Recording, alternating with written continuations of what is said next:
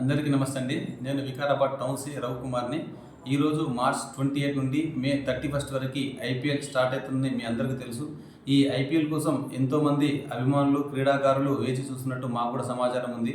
అయితే ఈ ఐపీఎల్ అనేది ఒక ఆట మాత్రమే చూడండి. అలా కాకుండా కొంతమంది వ్యసనపరులు కావచ్చు, కొంతమంది యువకులు కావచ్చు, డబ్బు ఈజీగా సంపాదించాలనే ఉద్దేశంతో బెట్టింగ్లో పాల్పడి వాళ్ళు అనవసరంగా వాళ్ళ జీవితాలను కోల్పోతున్నట్టు మా దృష్టికి వచ్చింది. గతంలో కూడా ఎన్నో కేసులు చేయడం మాకు జరిగింది. అయితే మొదట చిన్నగా మొదలైనటువంటి ఈ వ్యసనం అలవాటుగా మారి ఆ వ్యసనంలో వారి జీవితాలను వాళ్ళే కోల్పోయే పరిస్థితిలో ఉంది. ఈ అలవాటుగా మారి వ్యసనమైన తర్వాత వాళ్ళు ఆ ఇంట్లో దొంగతనం చేయడం కానీ, లేదంటే రోడ్డు పైన స్నాచింగ్ చేయడం కానీ, అంటే వాళ్ళ డబ్బుల కోసం ఎంతటి నేరాలకైనా తెగించి, అదే కాకుండా అధిక మొత్తంలో డబ్బులకు అధిక మొత్తంలో ఇంట్రెస్ట్ తీసుకొచ్చేసి ఫ్యామిలీ వాళ్ళకి తెలియకుండా మిత్రులు కట్టుకోలేక పరువు ప్రతిష్టలు పోయి చనిపోయినటువంటి మాకు దృష్టి తెలుస్తూ ఉంది. కాబట్టి దయచేసి ఎవరు కూడా ఇలాంటి యాప్ను డౌన్లోడ్ చేసుకుని బెట్టింగ్ ఎంకరేజ్ చేసి అనవసరంగా మీ లైఫ్ పాడు చేసుకోవద్దు.